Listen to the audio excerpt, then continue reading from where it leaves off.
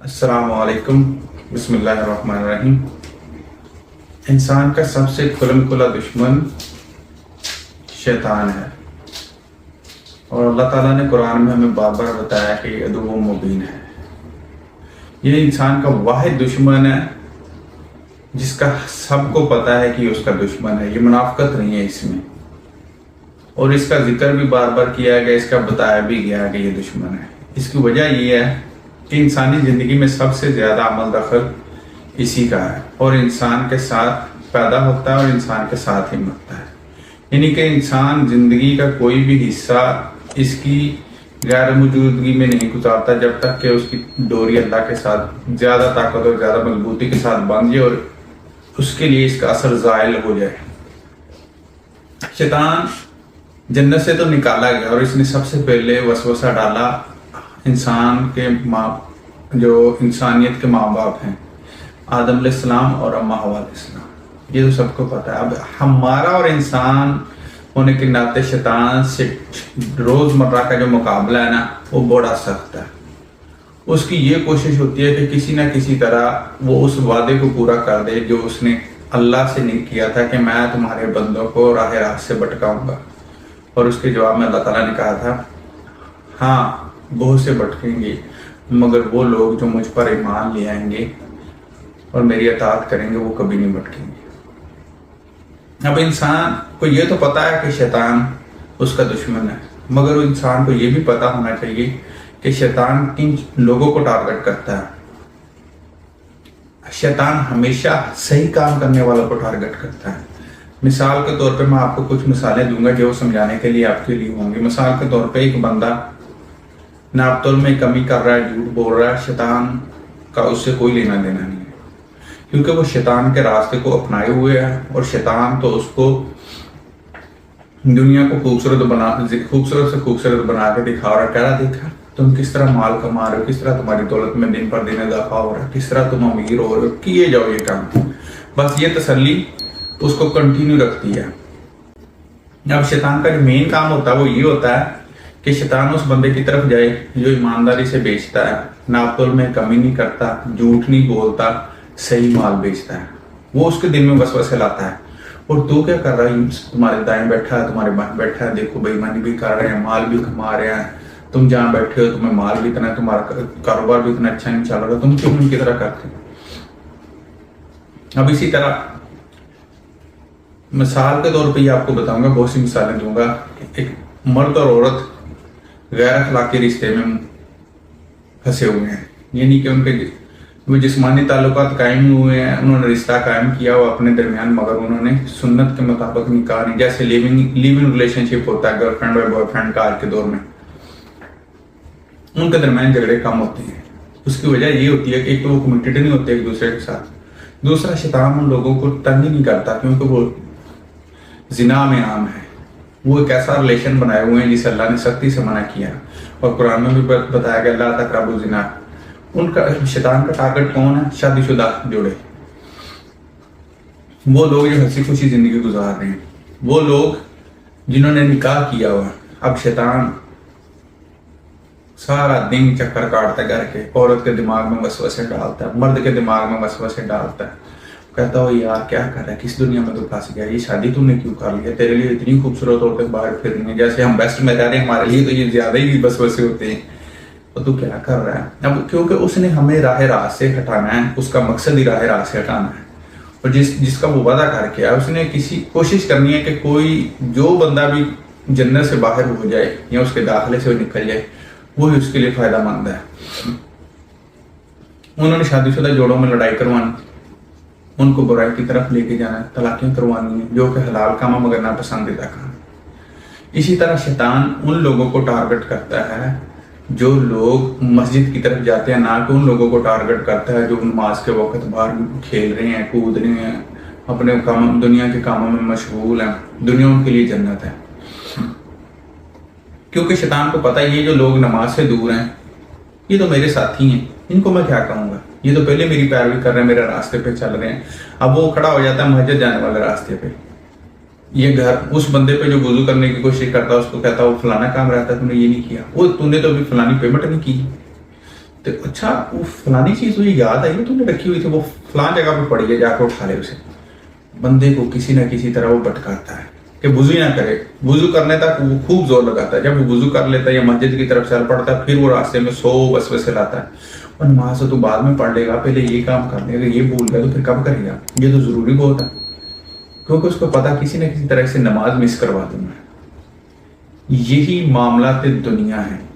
اللہ نے دنیا کو کہا ہے دنیا وما فیہا، جو اس میں ہے، اللہ کی نظر میں اس کی جو قیمت ہے وہ چونٹی کے برابر بھی نہیں ہے. یعنی کہ دنیا کا مال کسی کے پاس اگر ہے تو وہ اس پہ اترائے نہ، وہ اس پہ متکبر نہ ہو جائے، کیونکہ دنیا کا جو مال ہے اس کی کوئی ویلیو نہیں. اسی طرح شیطان اب ہمیں دنیا کا مال سجا کے دکھاتا ہے، ہمیں دنیا میں مگن کرتا ہے تاکہ ہم بھٹک جائیں راہ راستے. اور شیطان اپنے اس مشن میں کسی حد تک کامیابی. اب پاکستان کے حالات دیکھ لیں، پاکستان میں جس طرح کا تسلط ہے اس طرح اس وقت حکومت کا، وہ کیا ہے؟ انسانیت کی توہین ہے. دنیا کے مال میں ان کی، دنیا کے عہدوں سے ان کی محبت ہے، ان میں طاقت ہے، طاقت کا نشہ ہے. وہ عزت نہیں دیکھتے، وہ غیرت نہیں دیکھتے. شیطان ان کو بھٹکائے جا رہا ہے، وسوسے ڈالے جا رہا ہے، تم ہی سچے لیڈر ہو، تم ہی. حالانکہ جو ایک سچا مسلمان حکمران ہوتا ہے نا، اس کے لیے یہ عہدہ رکھنا سب سے بڑا امتحان ہوتا ہے. کیونکہ سچا اور عادل حکمران قیامت کے دن عرش کے سائے میں ہوگا، اور جھوٹا اور بددیانت اور ظالم حکمران جہنم کے علاوہ اس کا کوئی ٹھکانہ نہیں ہوگا. اسی طرح شیطانی طاقتیں دنیا میں اللہ کے بعد اگر کوئی طاقت کامیاب مضبوط ہے یا دنیا میں کوئی طاقتور ہے، وہ شیطان ہے. فی الحال اس بات کو سمجھنا تو مشکل ہی نہیں ہے. یہودیوں کی طاقت دیکھ لیں، وہ اس قدر مضبوط ہیں کیونکہ شیطانی راستے پہ چلے ہوئے ہیں، دنیا پہ ظلم کر رہے ہیں، لوگوں کو بے حیائی پہ لگا رہے ہیں، دنیا کو قیدی بنا رہے ہیں، سلیوری لے کے آ رہے ہیں، دنیا کے وسائل پہ قابض ہو رہے ہیں، اور ان کو لگ رہا ہے کہ وہ دنیا جیت رہے ہیں. وہ چل رہے ہیں دجال کے راستے پہ. دجال نے جب آنا دنیا میں، وہ یہی فتنہ لے کے آئے گا طاقت کا. اب دنیا میں رہتے ہوئے شیطان سے اب حج کرتے ہیں ہم. حج میں جو سب سے اہم رکن ہے، صحیح کہتے ہیں جسے ہم، جس میں ہم نے پتھر مارنے ہوتے ہیں شیطان کو. اب حج کا جہاں سے، اب حج جیسے رکن میں ہمیں یہ بتایا جاتا ہے کہ شیطان کو پتھر مارنے، اس کا مقصد یہ ہوتا ہے کہ بتانا ہے کہ تمہارا سب سے بڑا جو دشمن ہے نا یہی ہے، اس سے ہی تمہارا مقابلہ ہے. سارے نیک مال تم نے کر لی اللہ کے راستے پہ، تم نے طواف کعبہ بھی کر لیا، تم نے منی میں رات بھی گزار لیا ہے، تم نے عرفات میں بھی رک قیام کر لیا ہے، تو نے حج کا خطبہ بھی سن لیا ہے، تو نے دعائیں بھی قبول کر لی ہیں. یہ سارا کچھ کرنے کے بعد اب لاسٹ میں شیطان کو کنکریاں آ گئی ہیں.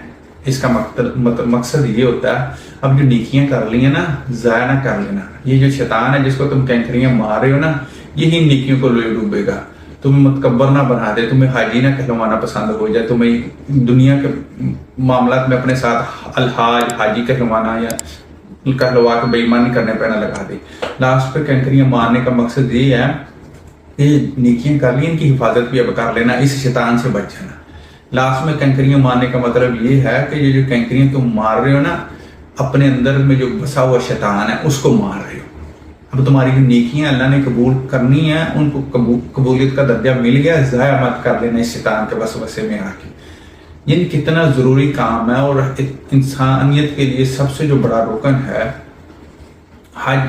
مسلمانوں کے لیے عبادت کا جو 5واں بڑا اسلام کا رکن ہے، اس میں بھی شیطان کو کنکریاں مروائی جاتی ہیں صرف یہ بتانے کے لیے کہ بھائی یہ تمہارا دشمن ہے. اس کے علاوہ تو کوئی مقصد نہیں ہے. شیطان اس ریئلی تو نہیں نہ ہوتا، یہ دیکھ کہنے کے ایک ڈیمو، ایک نشان بنا ہوا ہے، علامت بنی ہوئی ہے جس کو پتھر مارے جاتے ہیں، مگر انسان کو سکھایا جاتا ہے کہ اس سے ہی بچنا ہے تم نے، یہی تمہارا دشمن ہے، عدو مبین ہے. تمہاری جو سارے نیک اعمال ہیں ان کا ستیہ ناش یہی کرے گا. حج کے اور بھی بہت سے مقصد ہیں، اس پہ کسی دن اور ویڈیو بناؤں گا، مگر شیطان پہ آج بات ہو رہی ہے. اس شیطان سے بچنا کیسے ہے؟ جب آپ صحیح کام کرنے لگتے ہیں تو سمجھ لے دشمنی آپ کی شیطان سے، سب سے پہلے شیطان آپ کا دشمن ہو جاتا ہے، اس کے بعد کوئی دوسرا ہوتا ہے. غلط کام کرنے لگتے ہیں تو سب سے پہلے آپ کا ہمراہ جو ہوتا ہے وہ شیطان ہوتا ہے. نیک راستے پہ چلنے کے لیے شیطان آپ کا سب سے پہلا دشمن ہوتا ہے، اور اللہ آپ کے سوچنے پہ آپ کو نیکیاں دے دیتا ہے. کیونکہ آپ کے جو سوچنا ہے نا نیکی کا، شیطان کی کے ہوتے ہوئے, اس کے وسوسوں کے ہوتے ہوئے نیکی کی طرف مائل ہونا، یہ بھی ایوارڈ رکھتا ہے کہ اللہ کو پتا کہ یہ بندہ اسٹرگل کر رہا ہے، لڑ رہا ہے اس شیطانی فتنے سے، اس کے وسوسوں سے، یہ سوچ ہی رہا ہے نا نیکی کا، تو اس کو نیکیاں دے دو۔ اسی طرح برائی جیسے ہم کرتے ہیں تو اس کا لکھی نہیں جاتی، اس کی وجہ یہی ہوتی ہے اللہ کو پتا ہے شیطان کا اب اس کے دماغ میں وسوسہ آیا ہوگا، شاید یہ بات آ جائے، یہ شیطان پہ قابو پا لے، شاید یہ شیطان کے راستے سے ہٹ جائے۔ اللہ کو تو پتا ہوتا ہے، مگر انسان کو موقع دیتا ہے کہ تو سمجھے یہ تجھے کرنے لگا نا یہ شیطانی وسوسہ ہے۔ اس وقت تک برائی لکھی نہیں جاتی جب تک انسان کرنا لے، کرنے کے بعد بھی تھوڑی دیر تک برائی نہیں لکھی جاتی، کیونکہ اللہ کو اس بات کا اللہ کہتا ہے، میرے فرشتوں کہتا ہو سکتا ہے اس بندے کو حیا آ جائے، اس بندے کو شرم آ جائے، یہ توبہ کر لے۔ اسی لیے انسانیت کے لیے سب سے بڑا جو طاقتور فتنہ ہے نا، وہ ساری جب سے انسانیت ہے تب سے ہے، کیونکہ شیطان انسانوں سے پہلے بنے ہوئے ہیں اور انسان کی پیدائش سے شیطان اس کا دشمن ہو گیا۔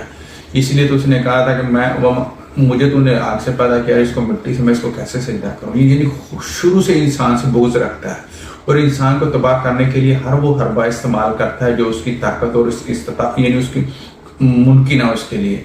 اسی لیے اپنے آپ کو شیطانی فتنے سے بچانے کے لیے ذکر الہی بہت ضروری ہے، دینی کاموں میں کے ساتھ ساتھ اپنے آپ کی حفاظت کرنا۔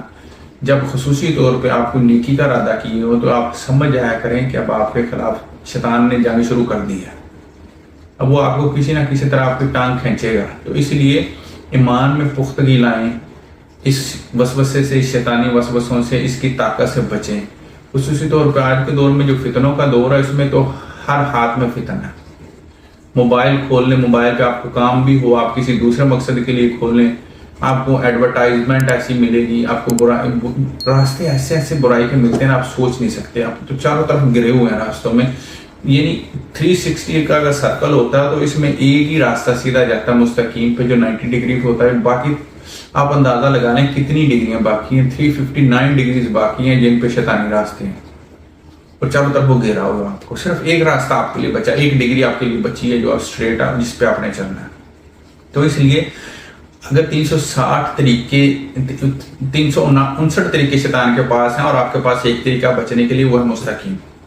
اسی لیے اپنے آپ کو محفوظ رکھیں اور اپنے آپ کو اپنے اوپر احسار بنائیں اللہ کی رحمت کا۔ وہ کس طرح حاصل ہوتی ہے؟ وہ اس کے ذکر سے ہوتی ہے، اس توبہ کرنے سے حاصل ہوتی ہے، استغفار سے ہوتی ہے۔ آپ کا سب سے جو بڑا دشمن ہے اسے اپنے آپ سے دور رکھیں، اپنے آپ کو اس سے محفوظ رکھیں۔ امید ہے کہ آپ اس بات کو سمجھ گئے ہوں گے۔ اگر آپ نیکی کرنا چاہتے ہیں تو سب سے پہلے جو آپ کے راستے میں کھڑا ہوتا ہے آپ کی ٹانگیں کھینچنے کے لیے، آپ کے دل میں وسوسے لانے کے لیے، ہوتا ہے شیطان۔ اور اگر آپ برائی کرنے والے ہوتے ہیں تو پھر آپ اس کے ہمراہ ہیں، آپ اس کے ساتھی ہیں، آپ کے لیے وہ دنیاوی طور پر راستے کھولتا جاتا ہے۔ اپنا اور اپنے رشتے داروں کا خیال رکھیے گا۔ السلام علیکم ورحمۃ اللہ وبرکاتہ۔